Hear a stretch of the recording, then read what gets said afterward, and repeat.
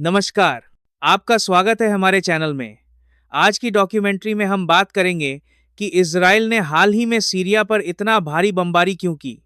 Internet पर कई हैरान कर देने वाले वीडियो सामने आए हैं जिनमें बड़े स्तर पर तबाही देखी जा सकती है।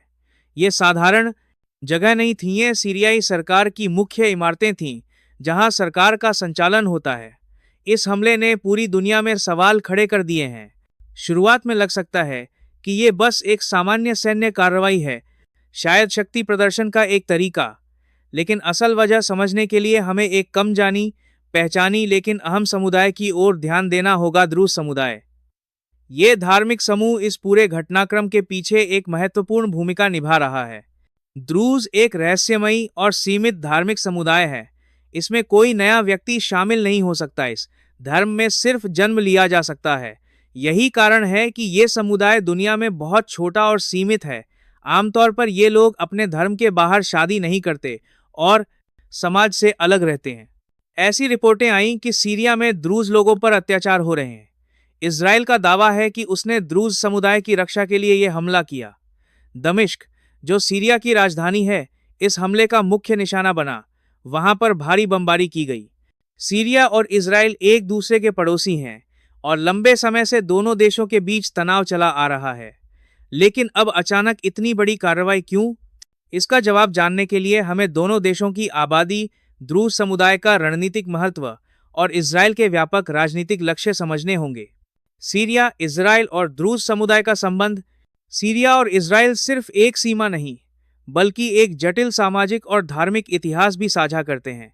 हाल की बमबारी को समझने के लिए पहले इन देशों की जनसंख्या और धर्म आधारित बनावट को समझना जरूरी है।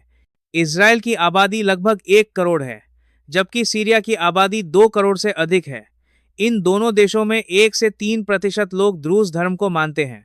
द्रूज समुदाय का धर्म ऐसा है जिसमें कोई नया व्यक्ति शामिल नहीं हो सकता। जैसे इस्लाम या ईसाई धर्म में धर्मांतरण आम है, वैसे यहाँ नहीं। आप या तो द्रूज के रूप में जन्म लेते हैं या नहीं। इसी कारण से यह समुदाय बहुत सीमित है और अपनी परंपराओं में सख्त रहता है। इतिहास में द्रूज लोगों ने अक्सर खुद को तटस्थ रखा है, लेकिन जब अत्याचार होते हैं तब वे प्रतिक्रिया जरूर देते हैं। इजराइल लंबे समय से द्रूज समुदाय का रक्षक बना हुआ है, खासकर उन इलाकों में जो इजरायली सीमा के पास हैं।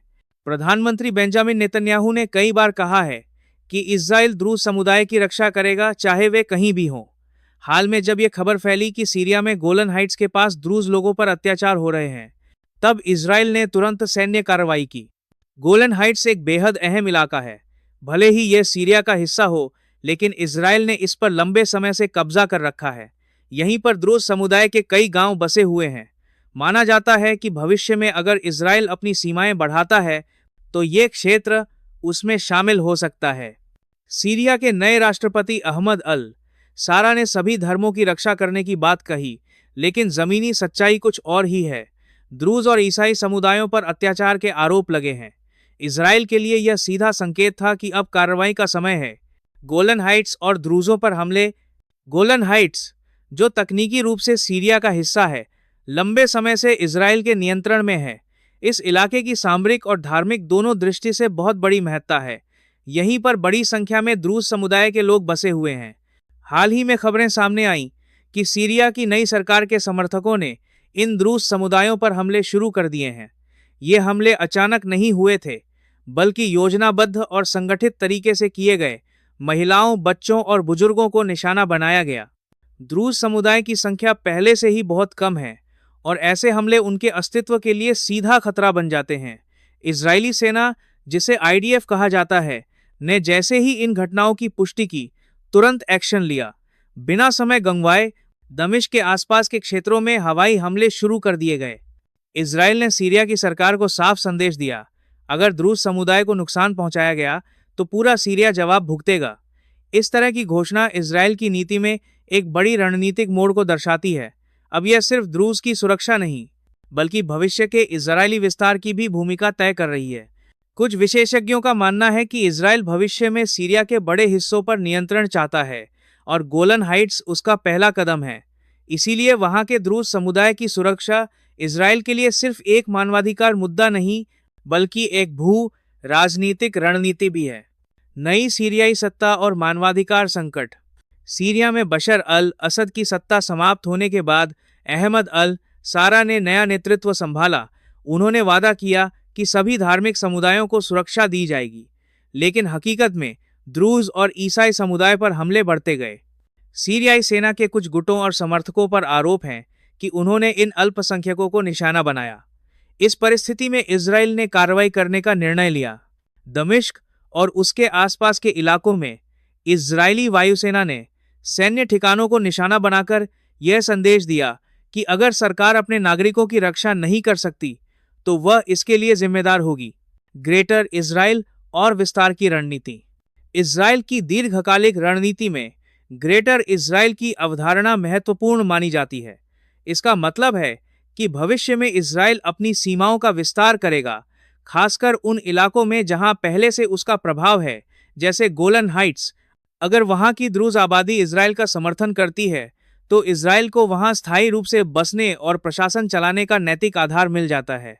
इसके तहत वहां सड़कें, अस्पताल और स्कूल भी बन रहे हैं ताकि यह दिखाया जा सके कि इजराइल बेहतर शासन दे सकता है। ईरान, अमेरिका और बड़ा संघर्ष। ईरान इजराइल के लिए एक स्थायी खतरा रहा है। इजराइल को आशंका है कि ईरान के परमाणु कार्यक्रम का अंतिम लक्ष्य इजराइल को निशाना बनाना है।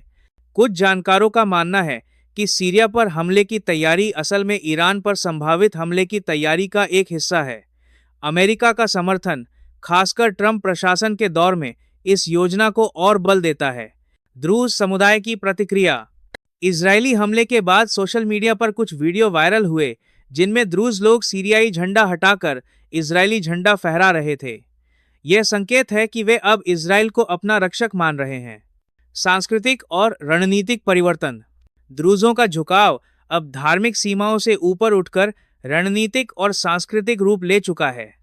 यह समुदाय अब इजरायली व्यवस्था में ज्यादा विश्वास जताता दिख रहा है। निष्कर्ष और भविष्य की दिशा। यह संघर्ष अब सिर्फ सीरिया और इजराइल तक सीमित नहीं रहा। इसमें ईरान, अमेरिका और पूरे पश्चिम एशिया की राजनीति जुड़ चुकी है। द्रूज समुदाय के लिए यह अस्तित्व की लड़ाई है और इजराइल के लिए यह रणनीतिक विस्तार का अवसर। आने वाले समय में यह संघर्ष और तीव्र हो सकता है और इससे पूरे क्षेत्र का संतुलन बदल सकता है। यह सिर्फ एक युद्ध नहीं, बल्कि पहचान, सुरक्षा और शक्ति की लड़ाई है जो अभी समाप्त नहीं हुई है। रूस, जो लंबे समय से सीरिया का समर्थन करता आया है, उसने इस हमले की कड़ी निंदा की और कहा कि इससे क्षेत्रीय अस्थिरता और बढ़ेगी। वहीं अमेरिका ने इजराइल के आत्मरक्षा के अधिकार की बात दोहराई।